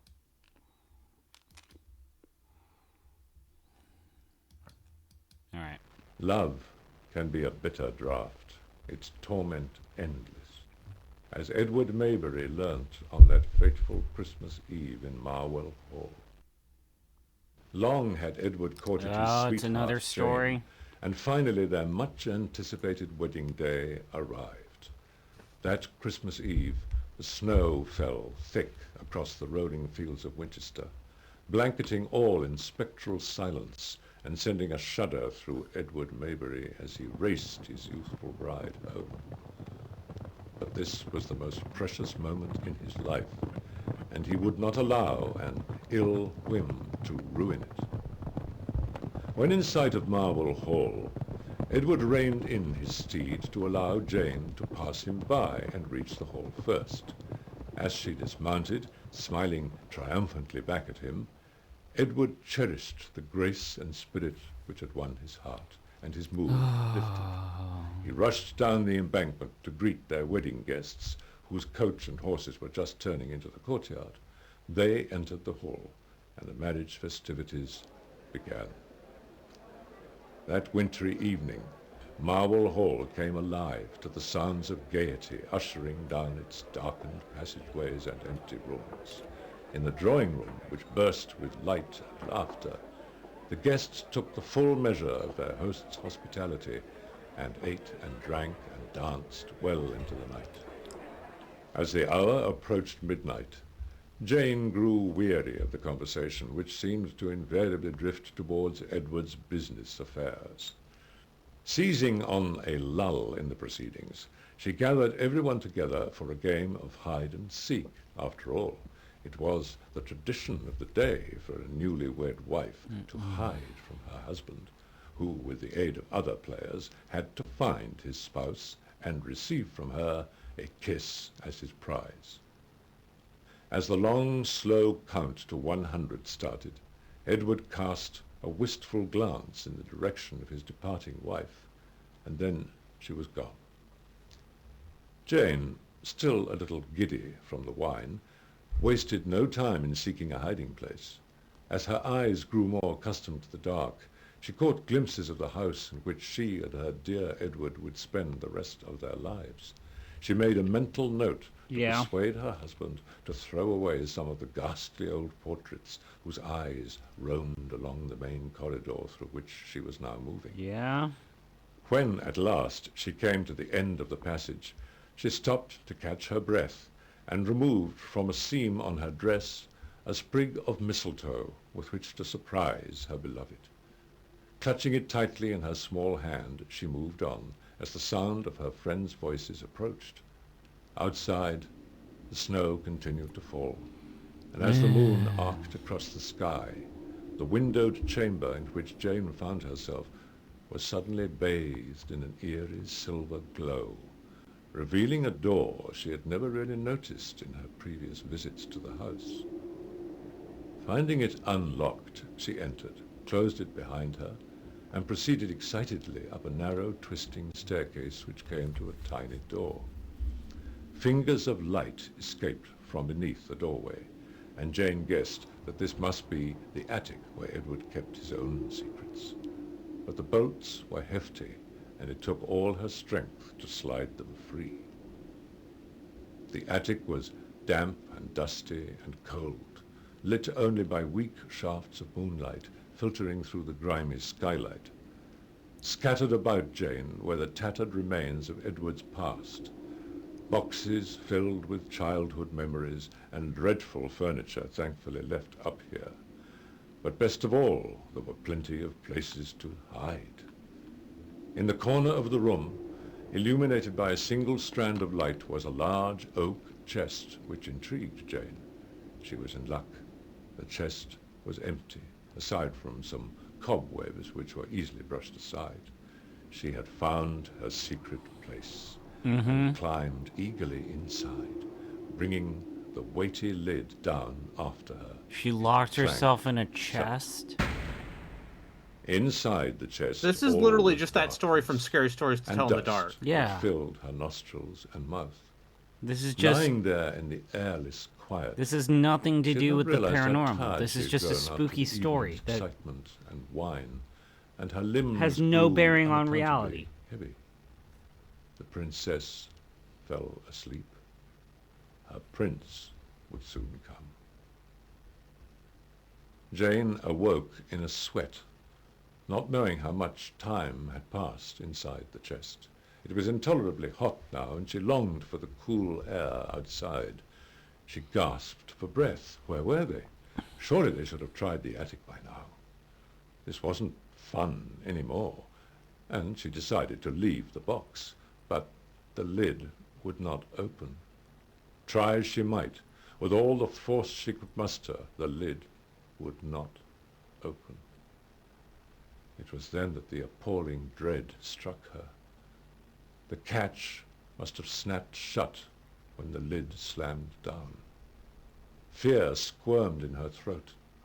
Jane screamed for help, clawing wildly at the inside of the lid, but her weakened voice broke into rasping sobs, and she tore her nails away from her fingers, now raw and splintered. Exhausted, she lay back, clutching the mistletoe to her breast. Edward searched for his love for 3 days, desperately combing the house and grounds, not daring to stop for food or rest. Yet his wife was never found. His friends tried in vain to argue that Jane was young and unsure and had run away on their wedding night, but he refused to listen. In his heart of hearts, he knew Jane would not abandon him. A fever gripped his mind, and he took to imagining a vision of his wife as he last saw her, full of life and vigor. Such was his grief that he took his own life with poison, and was buried in the churchyard where he had been married barely a month earlier. Years later, a rotting wooden chest was uncovered in the attic of Marwell Hall, its lock rusted shut. Those who had made the discovery forced open the lid in expectation of hidden riches, but found only death and horror. A skeletal figure, this is still swaddled in a spooky story that gown, has existed for hundreds of years. A sprig of mistletoe resting by her side. Yet even this was not enough to lay the spirit of love to rest. Edward's ghost is said to haunt Marwell Hall to this day, searching for his princess, so that he might awaken her beneath the mistletoe. Ugh. Like, did they run out of content and so they had to put in the spooky stories?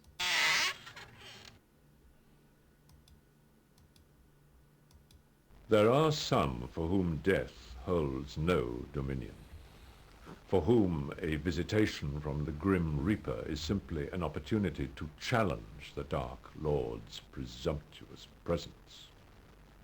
Sir James Lowther, the first Earl of Lonsdale, was one such man. Oh, I'm gonna get another whose spirit spooky was story. sustained in life as it was after death, by sheer malevolence and an indomitable will. Another Lord one? Lonsdale, or Another Wicked one. Jimmy, as he was better known, was an eccentric and haughty aristocrat whose tyranny knew no bounds, a sinister figure to many of his contemporaries.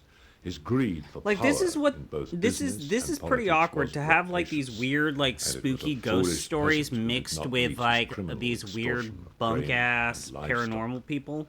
The unlucky individual would be Oh, I don't flogged know. I think this makes mercilessly sense. until Lowther grew bored of the amusement. He was also a man of unbridled passions, and this was to prove his ruin. Despite his overweening authority and fearsome temper, Lonsdale was trapped in an unhappy arranged marriage and engaged in unwise dalliances outside his ancestral home of Lowther Castle. His amorous attentions eventually fell on Sarah Cook, the handsome daughter of one of Lonsdale's tenant farmers.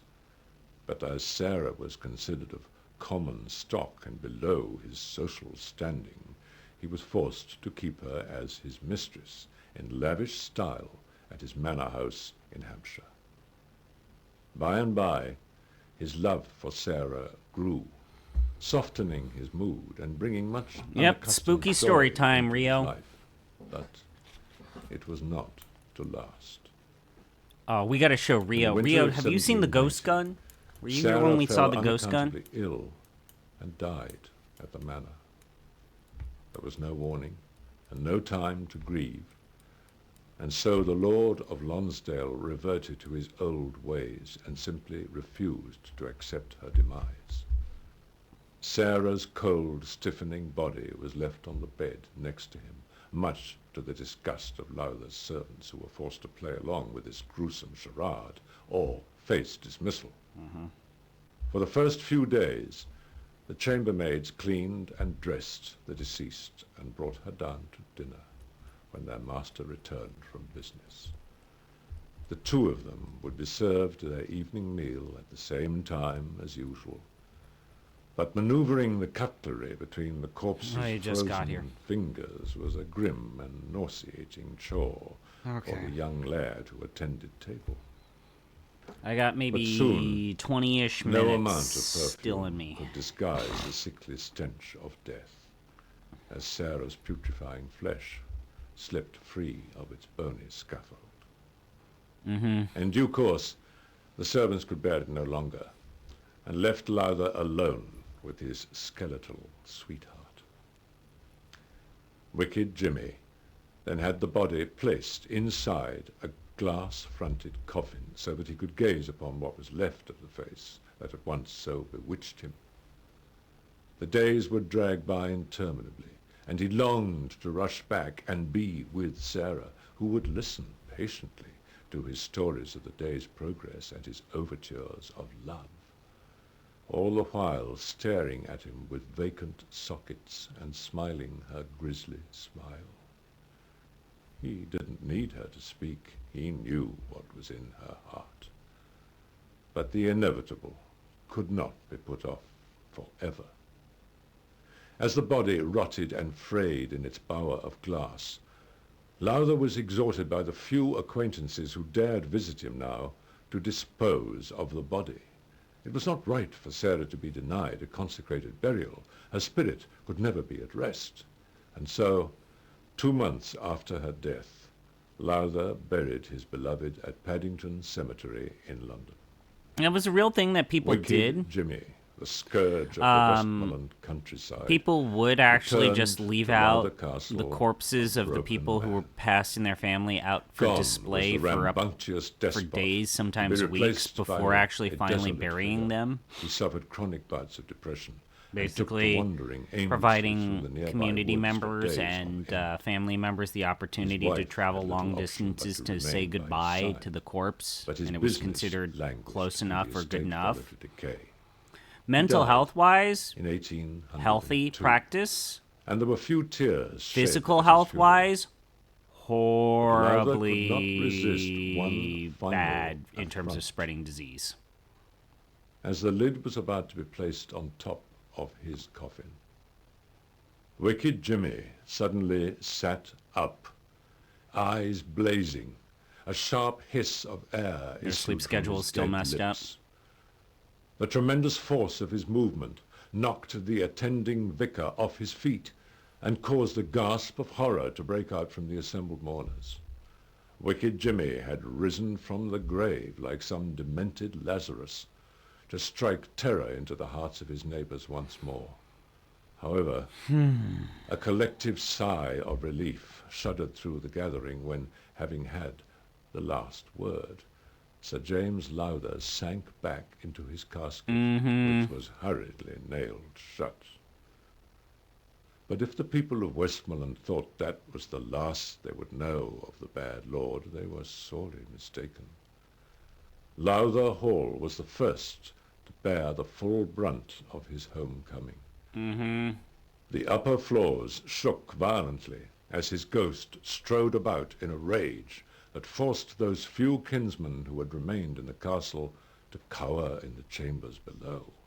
Worst of all, though, was the dreadful bellowing, Sir James's booming voice, which terrified those at the receiving end of his ire when he was alive, now threatened to shake the crumbling edifice of Lowther Castle to the ground. But he would not confine his hauntings to his erstwhile residence, and spread his new reign of terror to the surrounding countryside.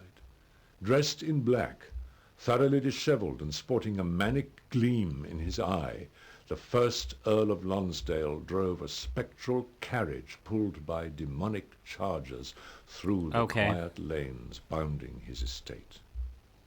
None would forget Wicked Jimmy in a hurry.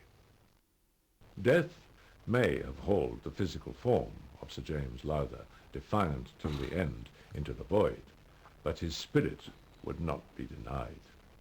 Having been cheated of the great love of his life, he would not rest until all had felt his anguish. And the bad lord refuses to be silenced still. Okay.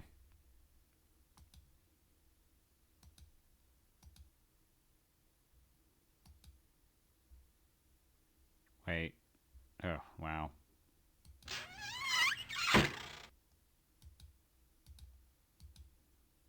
Is there anything here?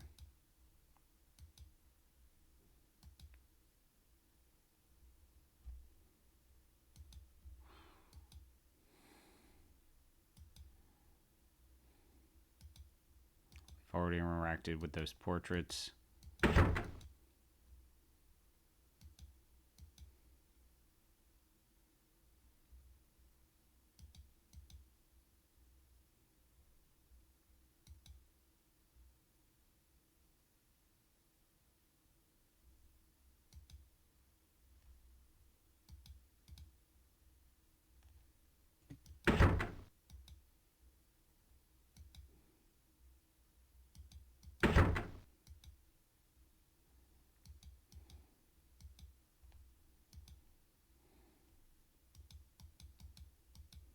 Are you sure you want to leave the house now?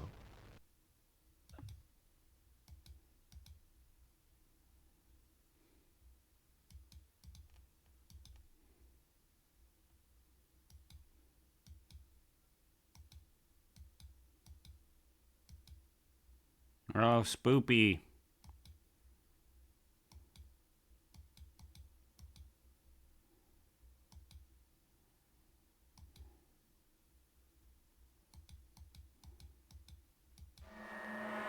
Spoopy.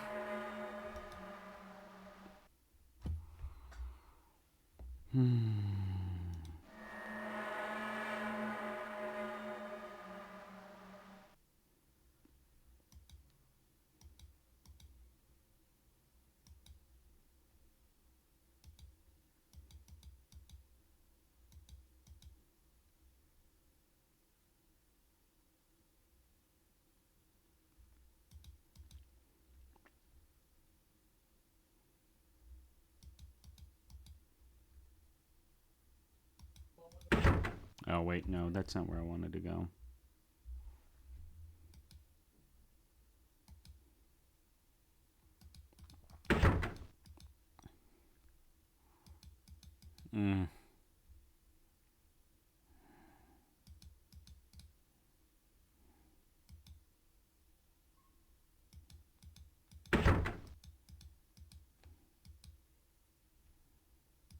Alright, so this is where there's the secret fireplace, which, again...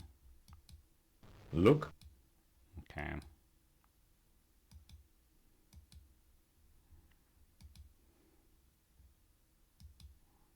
done most of this. I'm trying to figure out what was the one...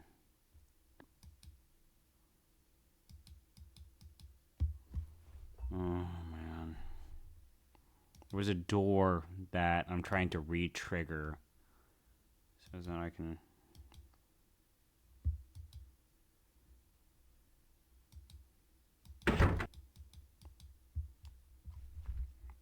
Okay, give me a minute. So because I messed up the save on this, I have to trigger the door all over again. Did this room? No, it's the other room. Alright.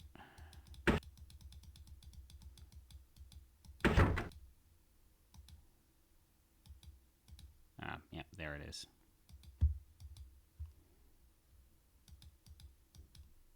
The answer lies in Easter. Okay.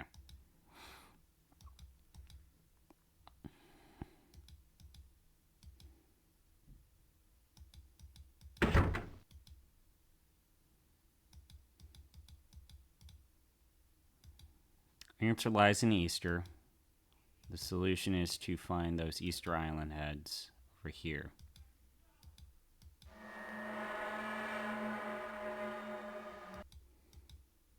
All right.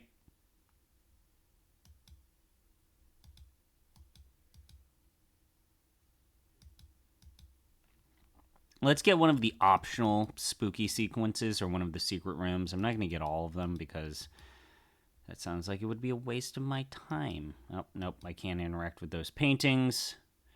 That'll probably be it. Been going for about 3 hours, and I feel this eating away at my sanity. I know that this is where, like, someone like Braden would say, you've always been unhinged, and that is true. I have the key from Easter. And now I can be in the baby room.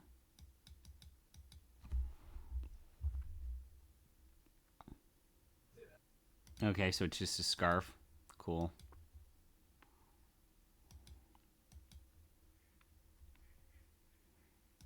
That looks creepy as shit. That's a racism. Time to racism, Braden. Yeah. 3 hours and 15 minutes. I mean, that's good. Better than most of the games that I play, but that's a time to racism. Oh. I was cleaning the windows in the door, and in the reflection of the mirror, I saw somebody standing behind me. Wearing a white smock or a coat, like it's something similar to a Gannymack. Wait. And this guy's talking about his paranormal experience, and he says, while I was cleaning windows, I saw a man with a white smock and a white shirt. The figure was still in the and mirror. Literally the picture is him with a smock and a white shirt. Yeah, it's a ghost.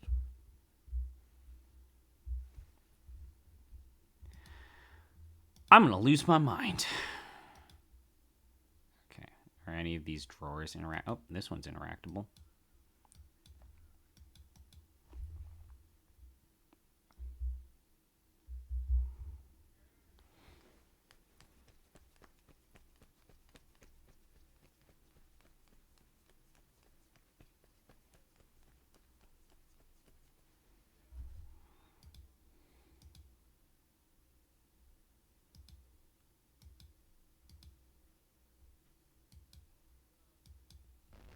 Dame Elizabeth Hoby wished only the very best for her 3 sons. As a member of the court of Queen Elizabeth I and a scholar of outstanding merit herself, she was determined that her offspring would not embarrass the family name, and thus they received the finest tutelage money and influence could buy. What? Under Elizabeth's strict governance, the minds of her 2 eldest boys, James and John, grew bright and agile, taking to tests and puzzles with an aptitude that delighted her. They were only too painfully aware of the consequences if they did not perform well.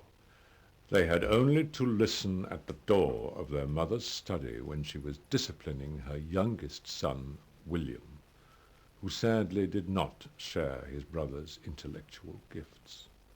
The sound of the cane striking William's limbs and that of their mother's pitiless taunts was chilling, and they learnt to avoid her wrath. William was not so lucky. It often seemed to William that he had been born into the wrong family. A thin, pallid child, he envied his brother's talents and handsome features, neither of which had been passed on to him. Of his father, he remembered little, only that he often bore the brunt of his wife's scolding. Yes. As cruel as any caning William had ever received, with an unnatural calm that drove his mother into even greater fits of invective. When he died, the house took on an altogether more foreboding air. Once, his mother must have felt as the father did, as she had arranged for all manner of physicians to examine him, presumably to determine his lineage or his sanity. No, yeah, horrible Then diseases there were back the in the foreign day were clerics, ghosts, no not doubt commissioned to fucking drive the out horrible any diseases mischievous that demons plague, which may have taken you know, residence in an era of life without but to medical no science. avail.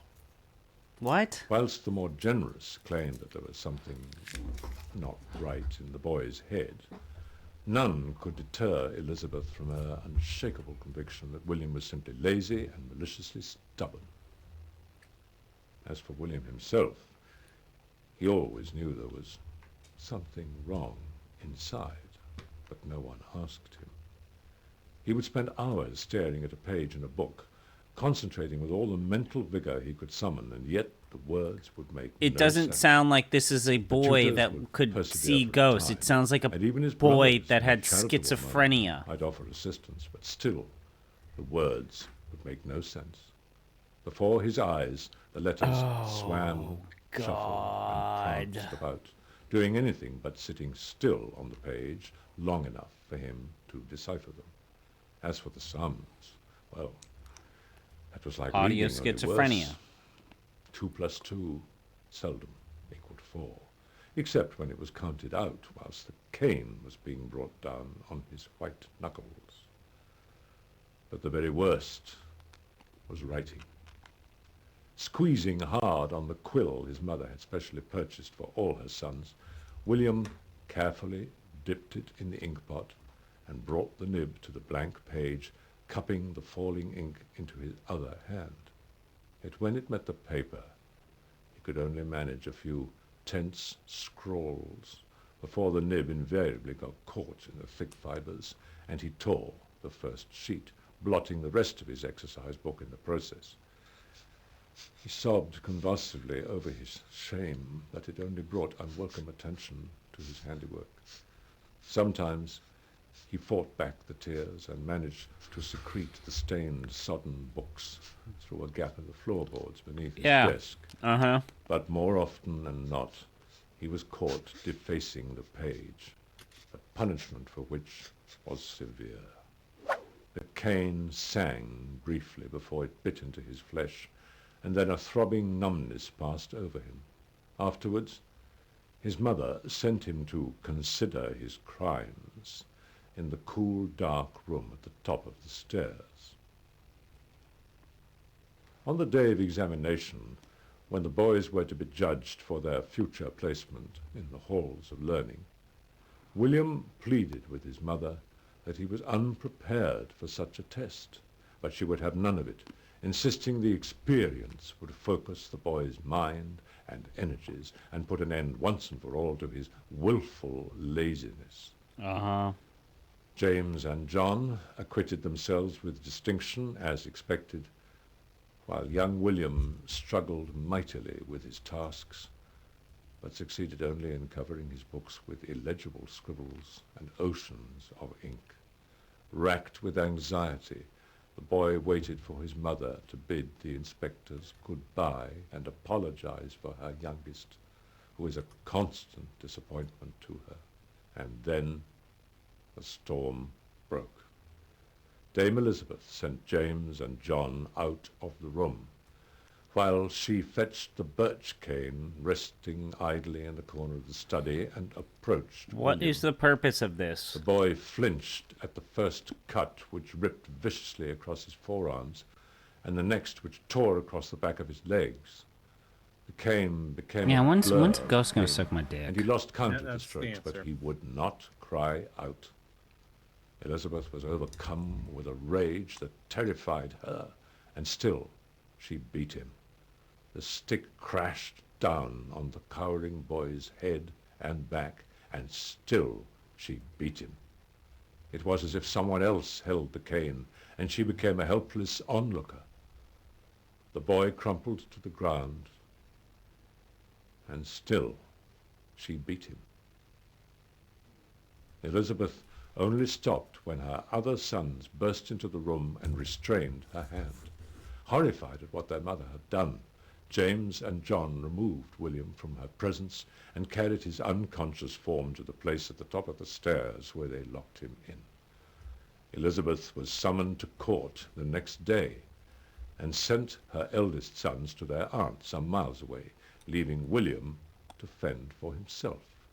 She had no reason to believe that she would be kept away for 3 days, but on her return, accompanied by James and John, she hurried up the stairs to where William would be waiting, and found the lifeless body of her youngest boy curled up on the cold floor.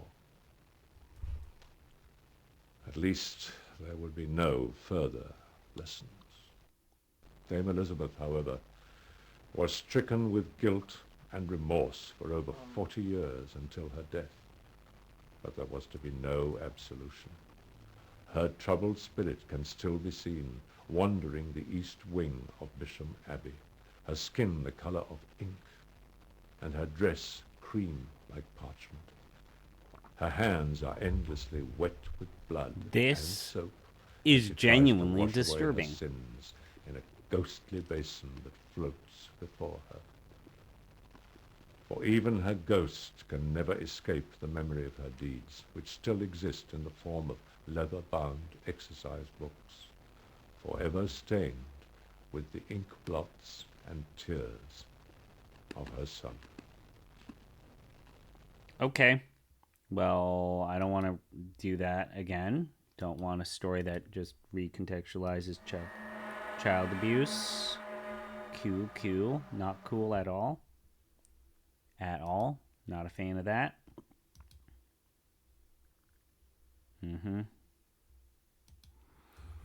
So I believe that's the, oh god, it's a Jack in the Box. Look at that shit. Okay.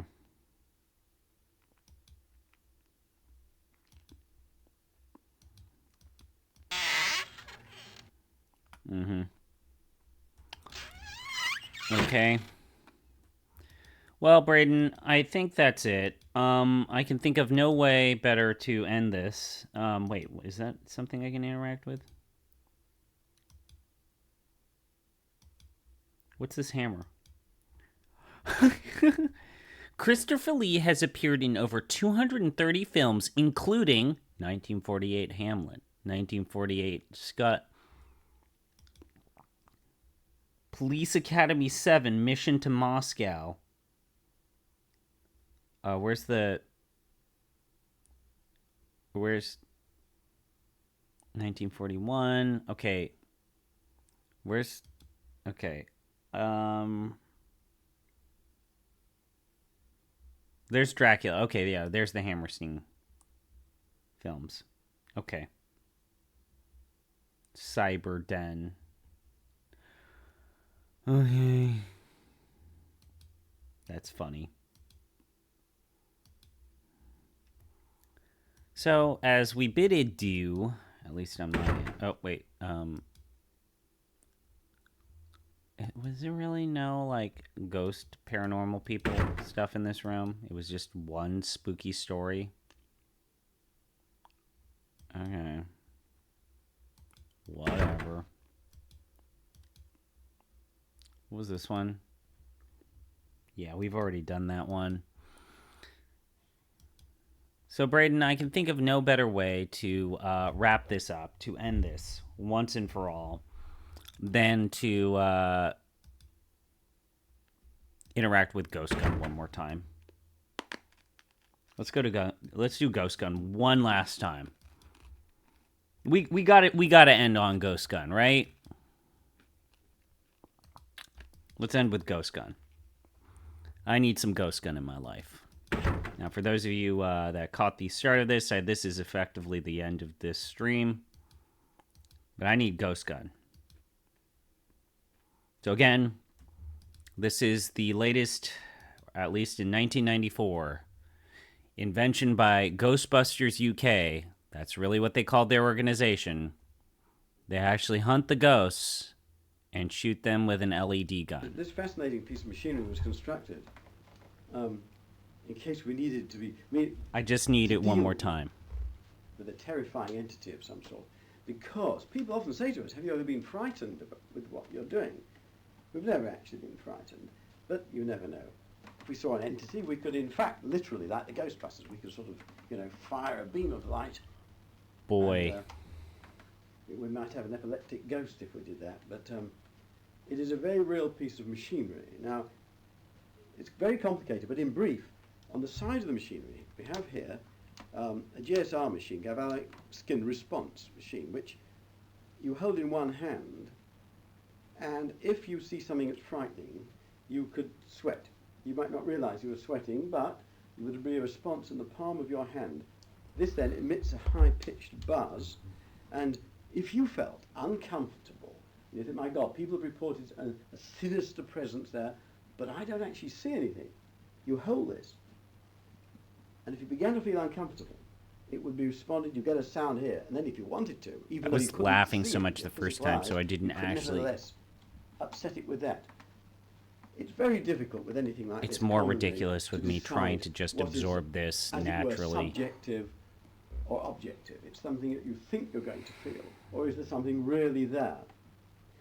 On one occasion we used it when there was something really there. We used it in a deserted church. We fired the beam of light at a swirling green, ominous mist, which exploded into trillions of glistening lights and rushed out of the door and disappeared. Now, we saw it, believe it or believe it not, that doesn't matter to me. But the fact is, it came in useful. We like the machine, we developed it, and it's fun. But the galvanic skin response machine does help you to decide if you are actually physically responding to something anyway. Now, there's a lot more that could be said, but it's probably beyond the scope of what we're recording just now. Okay. So harvest missed. All right. Jesus. Okay. So I'm good.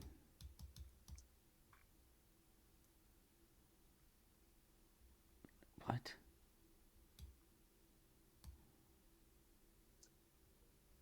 What? Okay. You know what? I'm good. Yeah, we're gonna quit. So I hope that you enjoyed some spooky stories. I hope you enjoyed some paranormal activities. I've been thinking about what I want to do for the Giant Bomb Community Endurance Run. I think it's going to be all FMV games. It's all FMV games. All the best, worst shit imaginable.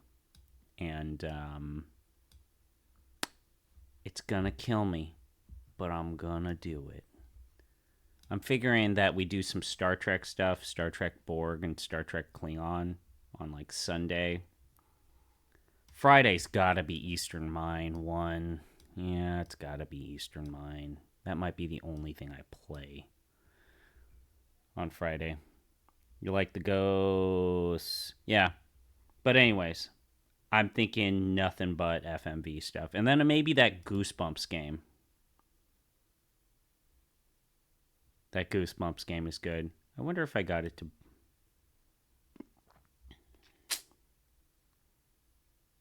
the problem with that Goosebump game is that it's a little janky.